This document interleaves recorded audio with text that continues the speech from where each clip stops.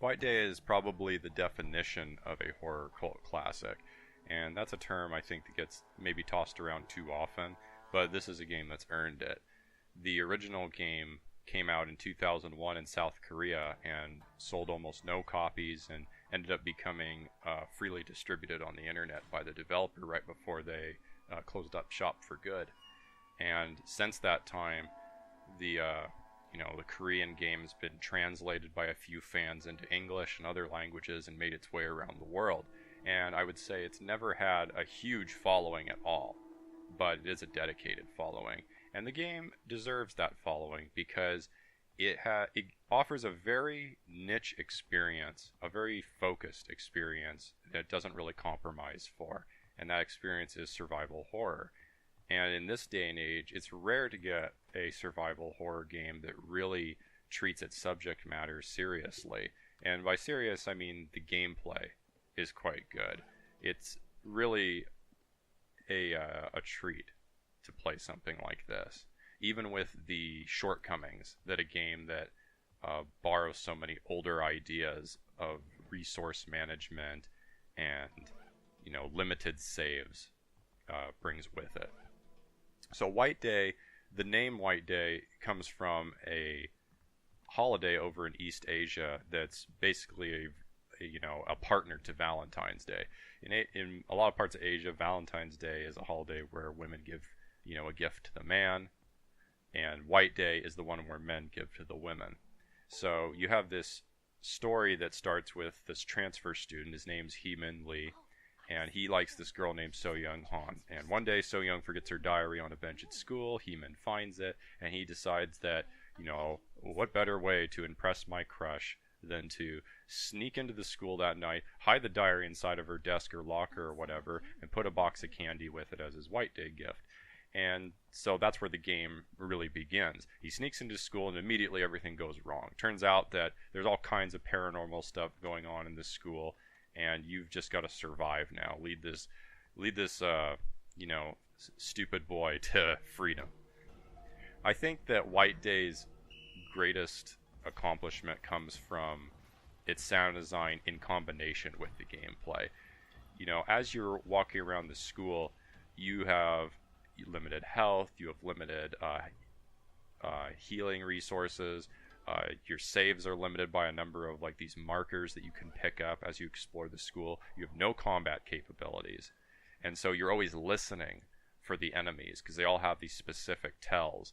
There's these possessed janitors that kind of grumble and their keys jingle on their pockets. There are ghosts that roam the school and they have these kind of creepy breathing noises as they draw in close to you. And so on top of that, you have all these ambient noises going on in the background. There's doors and floorboards creaking from no apparent cause. You'll hear voices whispering behind you. There are these weird noises. You'll hear static or things falling over in a room repeatedly. And as you get closer and closer, it gets louder. You look inside, well, there will be nothing, except when there is sometimes. And then it's going to be a ghost. And, that's where the tension really peaks.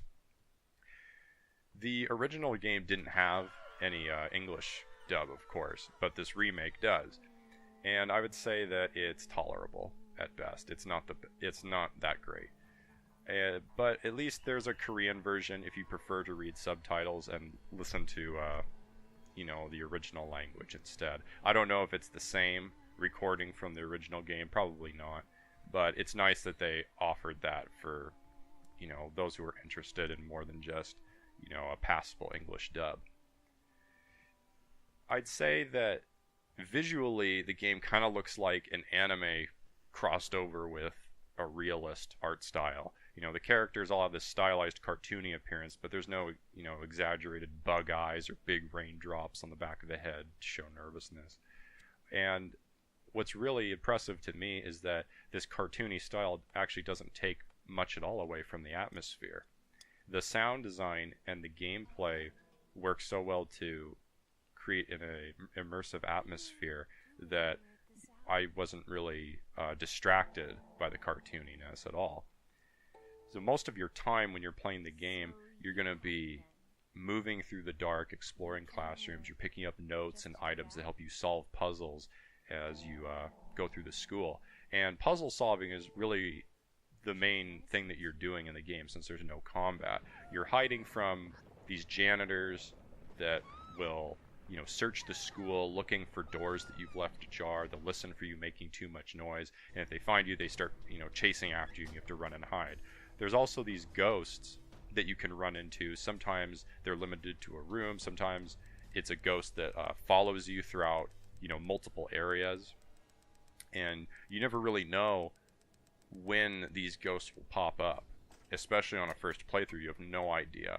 So you have the combination of the janitor chasing after you, and then these ghosts that can come up at any time, and it becomes incredibly uncomfortable. For me, at least, it became really uncomfortable sometimes, because you can almost get lured into this paralysis feeling where you can hear a ghost closing in, but the janitor's out in the hallway of the classroom unit. So you're just sitting there in the dark, trying to decide, do you just run out and risk it with the janitor, or do you, accept the ghost coming to get you, who's gonna, damage you. One of the things that White Day does suffer from, though, is a problem that really a lot of horror games suffer from, which is pacing issues. The game gets more difficult as you get further into it, but also gets a lot more tedious. The buildings that you're exploring become larger, but you also have more and more frequent backtracking. And the puzzles, most of them are pretty good, but some get pretty obscure and unintuitive, especially if you're not a native speaker. You don't understand Korean or Japanese or Chinese. There's like one puzzle in particular that I never did find a clue that indicated how you're supposed to understand it if you didn't read any of those languages. And I ended up finally having to look it up online to understand it. And I thought, maybe it's a design oversight, maybe there is a clue that I missed. But when you're forced to read, Chinese characters or symbols like that, and you're not sure what the game is getting at, for the puzzle, it can be kind of frustrating. That's just one example that's sticking out in my mind right now. There are other things that it's not so much the puzzle being obscure as, even realizing the puzzles there was kind of unintuitive. There was another part I was in where you have to go into the principal's office, and I must have interacted with his desk like 3 different times as I, spent maybe 20-30 minutes exploring that whole area of the school trying to figure out what I was supposed to do next. And finally, I realized that there were these, you could barely see them. There's like these little panels on the principal's desk, and you're supposed to shuffle them around, rearrange them to solve a puzzle. Well, you could barely see them. So these are the kind of things where the game does not hold your hand, and you have to have a certain amount of patience to accept that, because, now and then you'll run into something it's almost trial and error. You just have to keep messing around, rechecking rooms, rechecking objects until it clicks finally. And that can be satisfying, but it can also be, almost discouraging to the point of like, who cares? I'm just going to open a walkthrough now. But, for all that complaining, I would say that the game overall is still very enjoyable. It's one of those games that I think rewards legacy knowledge. After you've beaten it one time, you're never going to get stuck like you were the first time. And I think that's where more of the enjoyment of the game emerges. And I think the developers knew that too, because this game has a pretty good amount of replay value. There's 8 different endings to this game. There's characters you can interact with in the game, like other students that have snuck into the school. And you have these dialogue interactions with them. And depending on the things you say and do, you get access to, different cutscenes, different parts of the, weird little story that's going on. And so, there's a reason to come back more than once. There's also the fact that the different difficulty settings change more than, how much damage you take. They also affect how many ghosts are in the game, how many secrets are available to you, which I thought was very cool. I played through the game, blind for the first time on hard mode. I'd played the original game before, but I had never gone the whole way through it. And I thought that, other than some real frustration I had with some of the puzzles and backtracking, especially having to run from the janitors over and over and over again towards like the third act of the game, I did enjoy my time with the game overall quite a bit, and I want to play it again, which is more than I can say for a lot of games that I sit down with, especially, horror games, which can often be kind of one and done, except for, the truly great ones. Something like, a Silent Hill or one of the older Resident Evils. So what I'm trying to say is that the core of White Day's appeal is that it's niche, it's challenging, and it's definitely comfortable with targeting a smaller audience. It's okay with, retaining a lot of its aged qualities for the sake of its, authenticity to its past self. And it's a genuinely charming game. It's fun too. When you're not getting stuck on something because you're trying to figure out the puzzle for the first time, it is a lot of fun. It's very tense, one of the only genuinely tense games I've ever played. It's a game that plays, a risky hand, but if you're patient enough to learn and soldier through all the initial hurdles, there's definitely a unique game here for the true believers.